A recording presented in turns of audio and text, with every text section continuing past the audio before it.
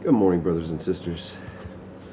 This morning I want to read out of the New American Standard Bible. I'm going to read Matthew chapter 24. I'm going to go ahead and get started. It says, "And Jesus came out from the temple and was going away.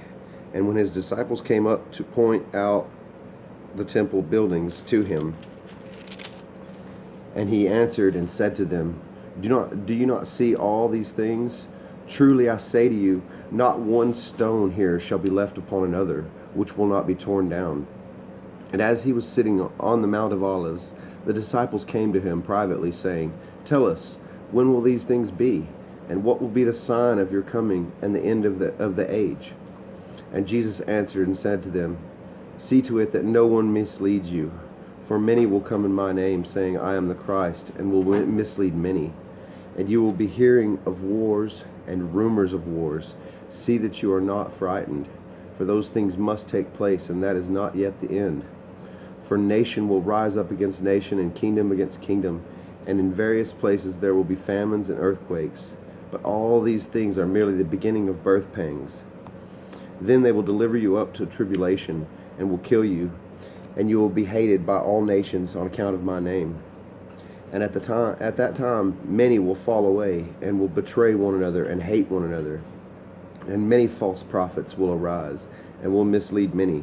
And because lawlessness is increased, most people's love will grow cold. But the one who endures till the end, it is he who shall be saved. And this gospel of the kingdom shall be preached in the whole world for a witness to all the nations, and then the end shall come.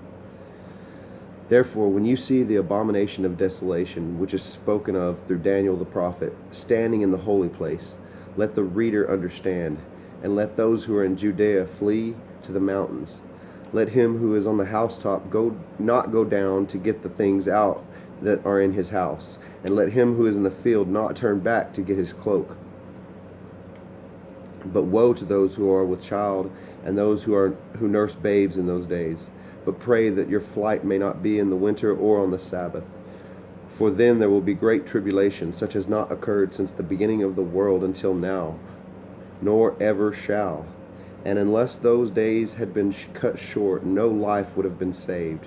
But for the sake of the elect, those days shall be cut short. Then if anyone says to you, 'Behold, here is the Christ,' or 'Here he is,' do not believe him. For false Christs and false prophets will arise, and will show great signs and wonders, so as to mislead, if possible, even the elect. Behold, I have told you in advance. If therefore they say to you, 'Behold, he is in the wilderness,' do not go forth, or 'Behold, he is in the inner rooms,' do not believe them. For just as the lightning comes from the east and flashes even to the west, so shall the coming of the Son of Man be. Wherever the corpse is, there the vultures will gather. But immediately after the tribulation of those days, the sun will be darkened, and the moon will not give its light, and the stars will fall from the sky, and the powers of the heavens will be shaken." I'm going to reread that. "But immediately after the tribulation of those days, the sun will be darkened, and the moon will not give its light, and the stars will fall from the sky, and the powers of the heavens will be shaken. And then, the sign of the Son of Man will appear in the sky. And then all the tribes of the earth will mourn, and they will see the Son of Man coming on the clouds of the sky with power and great glory. And he will send forth his angels with a great trumpet, and they will gather together his elect from the four winds, from one end of the sky to the other. Now learn the parable from the fig tree. When its branch has already become tender and puts forth its leaves, you know that summer is near. Even so, you too, when you see all these things, recognize that he is near, right at the door. Truly I say to you, this generation will not pass away until all these things take place. Heaven and earth shall pass away, but my words shall not pass away. But of that day and hour no one knows, not even the angels of heaven, nor the Son, but the Father alone. For the coming of the Son of Man will be just like the days of Noah. For as in those days which were before the flood, they were eating and drinking, they were marrying and giving in marriage, until the day that Noah entered the ark. And then they did not understand until the flood came and took them all away. So shall the coming of the Son of Man be. Then there shall be 2 men in the field, one will be taken and one will be left. 2 women will be grinding at the mill, one will be taken and the other will be left. Therefore be on the alert, for you do not know which day your Lord is coming. But be sure of this, that if the head of the house had known at what time of the night the thief was coming, he would have been on the alert and would not have allowed his house to be broken into. For this reason you be ready too, for the Son of Man is coming at an hour when you do not think he will. Who then is the faithful and sensible slave whom his master put in charge of his household to give them their food at the proper time? Blessed is that slave whom his master finds so doing when he comes. Truly I say to you that he will put him in charge of all his possessions. But if that evil slave says in his heart, my master is not coming for a long time, and shall begin to beat his fellow slaves and eat and drink with drunkards, the master of that slave will come on a day when he does not expect him, at an hour which he does not know, and shall cut him in pieces and assign him a place with the hypocrites. Weeping shall be there, and the gnashing of teeth. What a wonderful passage, brothers and sisters. I'm going to go back through here, and I'm going to touch on verse 28, because in my King James version and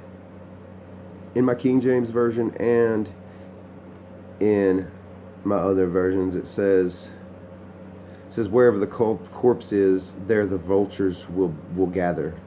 That's what it says in my New American Standard, sorry. In all my other the King James version and my New King James version, it says wherever the corpse is, there the eagles will gather, which makes absolutely no sense. That's why I'm reading out of the New American Standard Bible. And this is funny, my mom got me on this point yesterday. When Jesus is speaking about this down here, it says on verse 43, it says, be sure of this, that if the head of the house had known at what time of night the thief was coming, he would have been on alert and would not have allowed his house to be broken into. In the King James version, that says broken up or torn apart. I think this section 43 is a dual prophecy that Jesus is talking about. He's not just talking about his coming back as being a day and an hour that nobody would expect. He's also telling us to beware that there is a thief coming in to steal, kill, and destroy, and break up our Bibles and destroy them.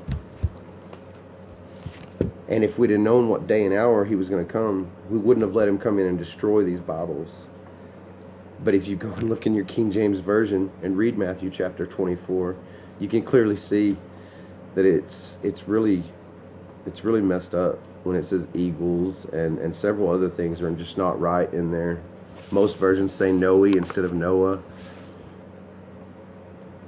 I don't know. I just know one thing. The Holy Spirit will definitely guide you into all truth. So trust the Holy Spirit and trust His guidance. Thank you, brothers and sisters. Have a wonderful day.